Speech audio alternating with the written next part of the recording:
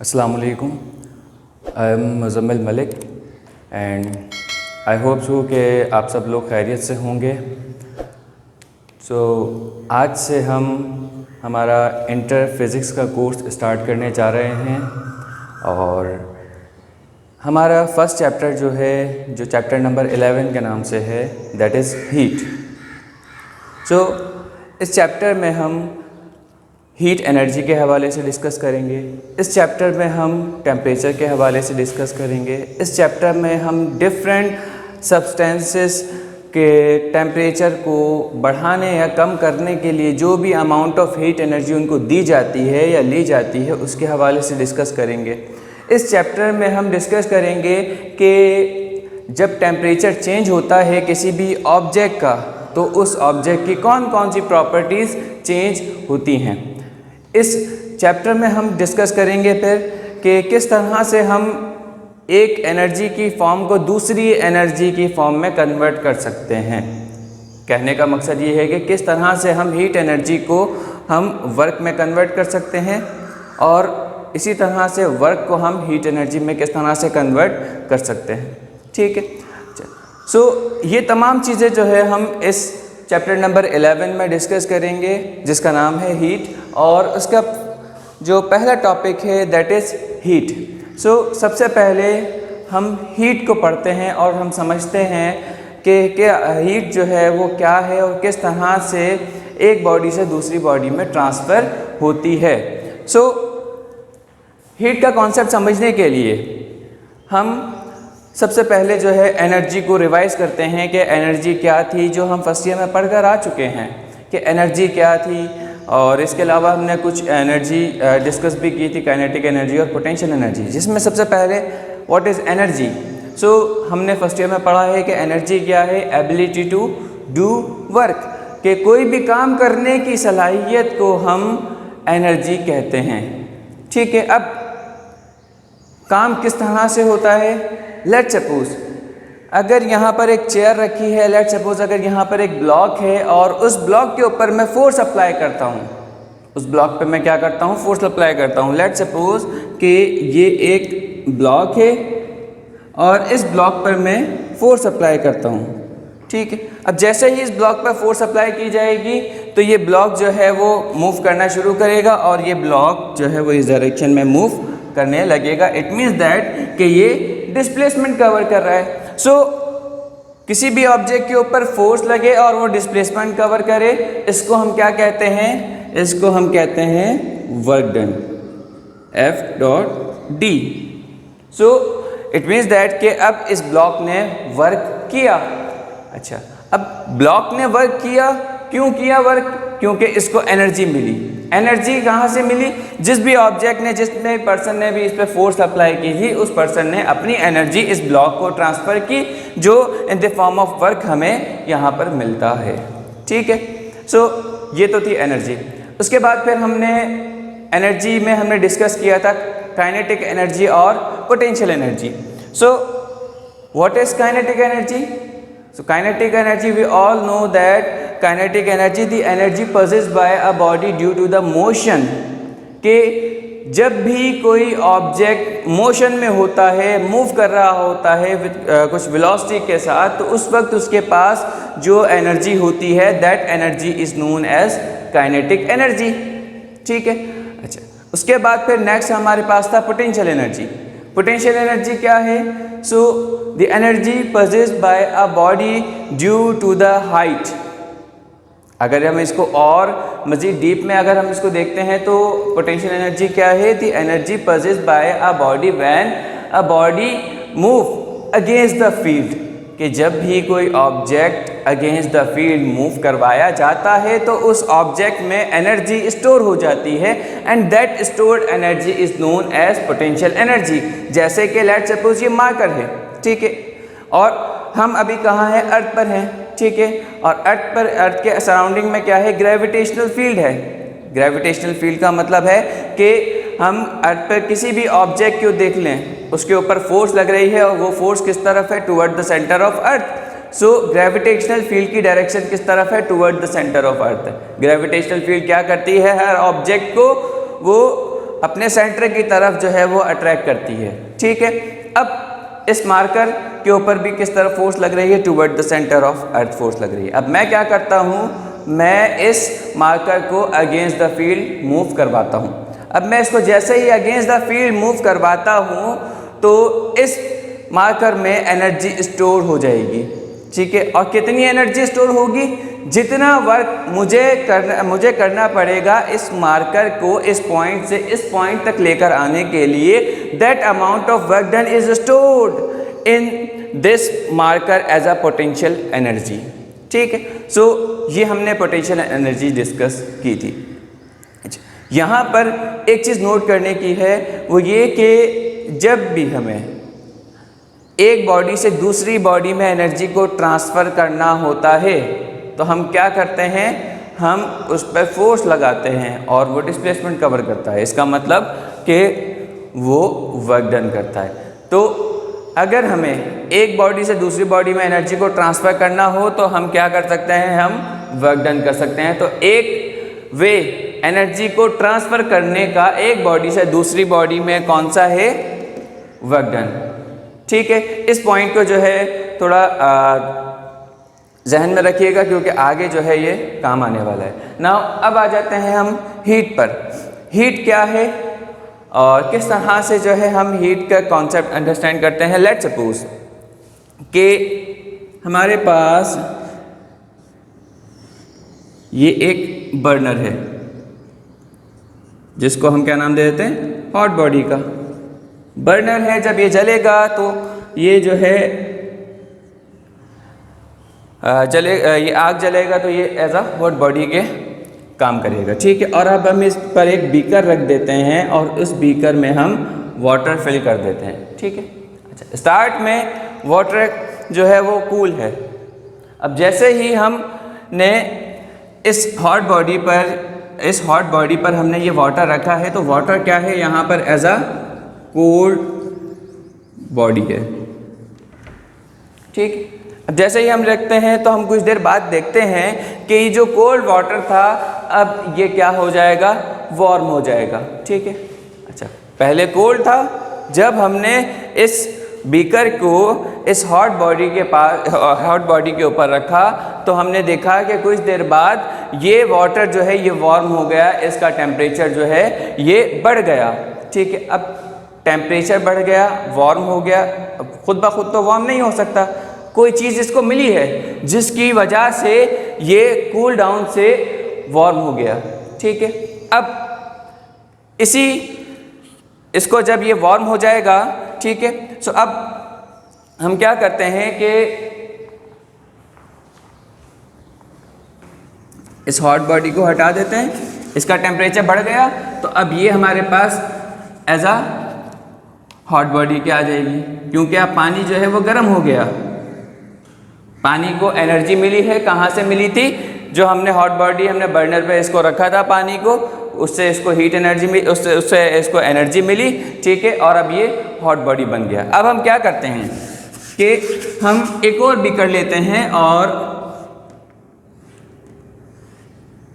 उस बीकर में भी हम वाटर फिल कर देते हैं। ठीक है, अब इस बीकर में जो हम वाटर फिल कर रहे हैं ये है कोल्ड वाटर, तो अब ये हमारे पास एज अ कोल्ड बॉडी के काम करेगा। ठीक है, ये पानी है जो बर्नर पर रखा हुआ था, ये पानी गर्म है, ये पानी हमने एक और बीकर में पानी लिया है, ये ठंडा है। ठीक है, अच्छा, अब ये हॉट बॉडी है, ये कोल्ड बॉडी है। हम क्या करते हैं कि इन दोनों को आपस में कांटेक्ट में ले आते हैं। अब जैसे ही हम इन दोनों बीकर्स को कांटेक्ट में लाते हैं तो हम कुछ देर बाद देखेंगे कि ये जो कोल्ड वाटर है इस बीकर में, इसका टेम्परेचर जो है वो राइज हो जाएगा, ये कोल्ड वाटर अब वार्म हो जाएगा। ठीक है, और इस हॉट बॉडी को जब हम चेक करेंगे तो हम देखेंगे कि ये जो वार्म बॉडी थी, जो गर्म पानी था, अब ये थोड़ा सा कूल डाउन हो जाएगा। इसका मतलब ये है कि अब इस कोल्ड बॉडी को एनर्जी मिल रही है कहाँ से, हॉट बॉडी से। इस कोल्ड बॉडी को इस हॉट बॉडी से इस कोल्ड बॉडी में एनर्जी जो है वो ट्रांसफ़र हो रही है। इसी वजह से कुछ देर बाद ये जो ठंडा पानी था, कोल्ड बॉडी थी, ये वार्म हो जाएगा और ये जो है ये थोड़ा सा कूल डाउन हो जाएगा। ठीक है, अब यहाँ पर हमने दो एग्जाम्पल्स लिए हैं। एक में हमने पहले पानी को हमने बर्नर पर रखा, ठीक है, फिर हमने देखा कि बर्नर से एनर्जी जो है पानी में ट्रांसफ़र हो गई और पानी जो है उसका टेम्परेचर बढ़ गया। ठीक है, उसके बाद फिर हमने गर्म पानी एक बीकर में लिया और एक बीकर में जो है हमने ठंडा पानी लिया और इन दोनों बीकर्स को हमने कांटेक्ट कर दिया। ठीक है, फिर हमने देखा कि कांटेक्ट करने से क्या हुआ कि इस गर्म पानी से एनर्जी जो है वो ट्रांसफ़र होकर कहाँ चली गई, इस ठंडे पानी में। तो अब ये ठंडा पानी जो है कुछ गर्म हो जाएगा और ये जो है जब इसमें से एनर्जी निकल जाएगी तो इसकी एनर्जी क्या हो जाएगी, कम हो जाएगी। इसका मतलब अब ये थोड़ा सा कूल डाउन हो जाएगा। ठीक है, सो इन दो प्रोसेस में एनर्जी ट्रांसफ़र हुई है। ठीक है, और एनर्जी किस तरफ से किस तरफ ट्रांसफ़र हुई है, हमेशा एनर्जी जो है वो हॉट बॉडी से कोल्ड बॉडी की तरफ ट्रांसफ़र हो रही है। ठीक है, सो ये जो अमाउंट ऑफ एनर्जी है जो हॉट बॉडी से कोल्ड बॉडी की तरफ ट्रांसफ़र हो रही है, this amount of energy is known as heat. So heat क्या है, the amount of energy which transfer from hot body to cold body और high temperature body to low temperature body. Clear? So it is a form, heat क्या है, it is a form of energy and then heat. फिर हमने अभी हमने define किया है heat को कि it is the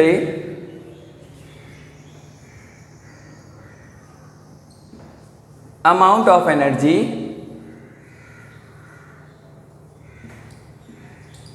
which transfer from hot body to cold body। सो ये हमारे पास डेफिनेशन हो जाती है हीट की।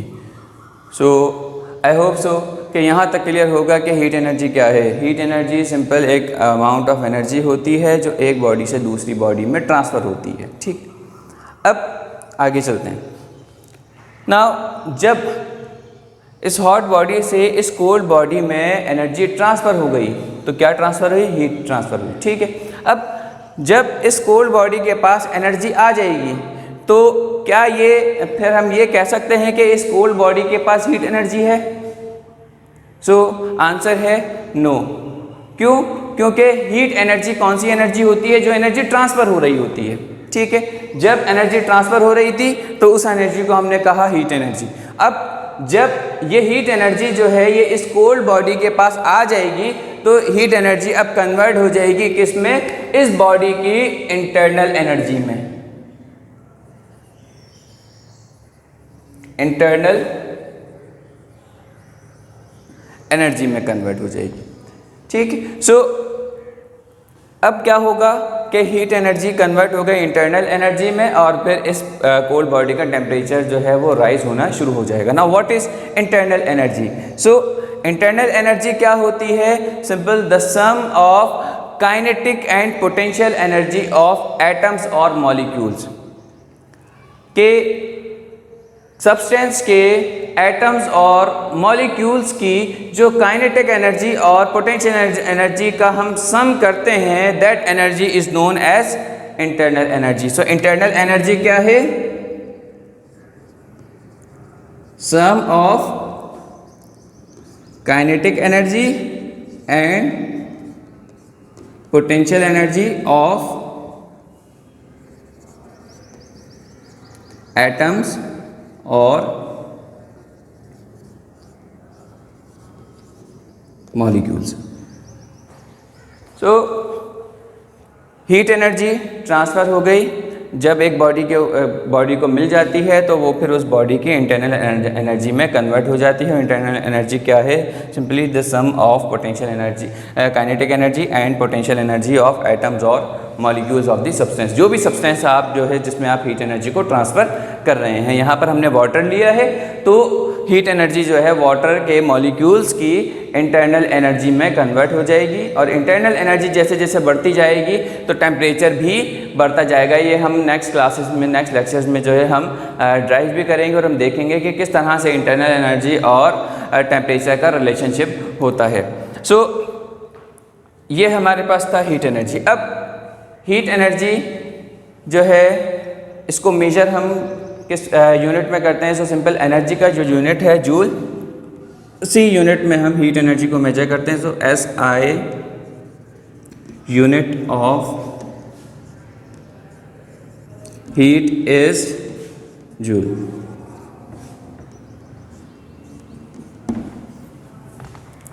SI unit of heat is joule, but there are some other unit of heat energy, जिसमें से CGS सिस्टम में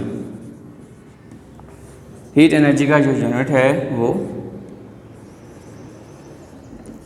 कैलोरी है, एंड FPS सिस्टम में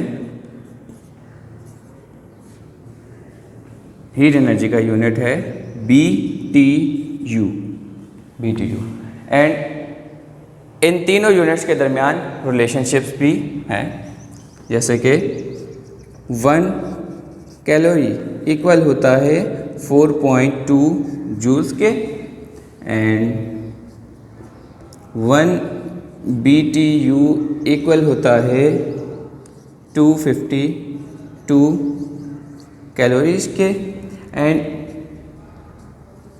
1 BTU is equal to 1055 joules के। सो ये हमारे पास यूनिट्स हैं और ये आपस में यूनिट्स के रिलेशनशिप हैं, ठीक है। नाउ अब स्टार्ट में हमने एक बात कही थी कि एनर्जी जो है वो ट्रांसफ़र एक बॉडी से दूसरी बॉडी में किस तरह होती है? बाय वर्क, कि एक रास्ता एनर्जी को ट्रांसफ़र करने का कौन सा है? वर्क, क्या आप वर्क करें, ठीक है। और अब दूसरा रास्ता हमें क्या मिला है कि अगर हमें एनर्जी एक बॉडी से दूसरी बॉडी में ट्रांसफ़र करनी हो तो in the form of heat energy हम एक बॉडी से दूसरी बॉडी में एनर्जी को ट्रांसफ़र कर सकते हैं। तो दो तरह से एनर्जी जो है वो ट्रांसफ़र हो सकती है, एक वर्क डन, दूसरा हीट एनर्जी है, ठीक है। अच्छा, अब हीट एनर्जी जो है वो ट्रांसफ़र होती है। So there are 3 modes through which heat energy transfer, के 3 तरह से जो है वो हीट एनर्जी ट्रांसफ़र हो सकती है। सो कौन कौन से हैं देखते हैं।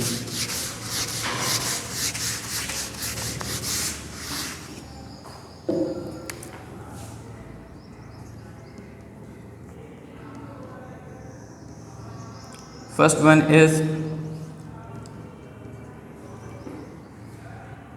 conduction, second one is convection, and third one is radiation. Heat energy जो है वो इन 3 मेथड से के थ्रू ट्रांसफ़र होती है। पहला कौन सा है? Conduction, second convention, and third one is radiation, convection, sorry, ये कन्वेक्शन। अच्छा जी, अब कंडक्शन क्या होती है? तो आप लोग मैट्रिक में पढ़कर आ चुके हैं कि कंडक्शन में हम 2 बॉडीज़ को आपस में कांटेक्ट में लेकर आते हैं। तो कंडक्शन में हीट एनर्जी किस तरह से ट्रांसफ़र होती है कि 2 बॉडीज़ को आपस में कांटेक्ट में लाते हैं तो उनके मॉलिक्यूल्स आप वाइब्रेट करते हैं और एक बॉडी से दूसरी बॉडी में एनर्जी जो है वो ट्रांसफ़र हो जाती है। Second one is convection. Convection जो है वो लिक्विड और गैसेस में पाई जाती है। जिस तरह कंडक्शन जो है वो मोस्टली सॉलिड में होती है और कन्वेक्शन जो है ये कौन से मीडियम्स में पाई जाती है? फ्लूइड मतलब लिक्विड और गैसेज में पाई जाती है। अब कन्वेक्शन में हीट एनर्जी किस तरह से ट्रांसफ़र होती है? सो कन्वेक्शन में हीट एनर्जी जो है वो by the actual movement of molecules के ट्रांसफ़र होती है। कैसे? कि लेट्स सपोज हम एक बीकर है, इस बीकर में हम वाटर जो है उसको हम गर्म करते हैं, ठीक है। अब स्टोव यहाँ पर होगा, ठीक है। सो सबसे पहले कौन से मॉलिक्यूल जो हैं उनको हीट एनर्जी मिलेगी? तो ये जो यहाँ पर जो बेस पर होंगे उनको सबसे पहले जो है वो एनर्जी मिलेगी। अब जब इन मॉलिक्यूल्स को एनर्जी मिल जाएगी तो इनकी जो है वो मूवमेंट बढ़ जाएगी। इनकी मूवमेंट बढ़ेगी, ये एक दूसरे से दूर दूर हो जाएंगे और दूर दूर होने से क्या होगा कि यहाँ पर ये लेस डेंस हो जाएंगे, ठीक है। अब लेस डेंस का मतलब है कि ये हल्के हो जाएंगे, तो ये अब ऊपर की तरफ जाएंगे और जो डेंस मॉलिक्यूल हैं, जो यहाँ पर मॉलिक्यूल्स आपस में एक दूसरे से करीब करीब है, जिनको एनर्जी अभी इतनी नहीं मिली, वो डाउनवर्ड आएंगे। तो ये मॉलिक्यूल्स ऊपर जाएंगे और ये मॉलिक्यूल्स डाउनवर्ड आएंगे, ठीक है। सो यहाँ पर अब हीट एनर्जी ट्रांसफ़र होगी, इस बेस से ये मॉलिक्यूल जो है वो एनर्जी लेकर ऊपर जा रहे हैं, ठीक है। सो अब इस तरह से ये साइकिल चलता रहेगा और इस साइकिल में क्या हो रहा है? एक्चुअल मूवमेंट ऑफ मॉलिक्यूल्स हो रहा है और इन एक्चुअल मूवमेंट ऑफ मॉलिक्यूल्स से एनर्जी जो है वो ट्रांसफ़र हो रही है, ठीक। Now third one is radiation.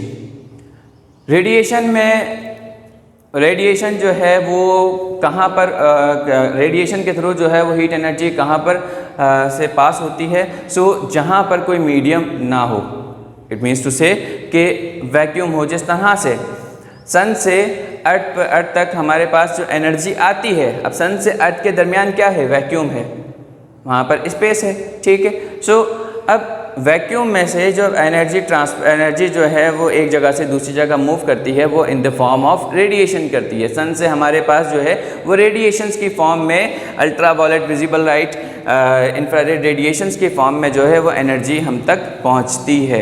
So radiation में इलेक्ट्रोमैग्नेटिक रेडिएशन के थ्रू एनर्जी ट्रांसफ़र होती है। सो ये होती है हीट एनर्जी, ठीक है। आई होप सो क्लियर होगा। Thank you.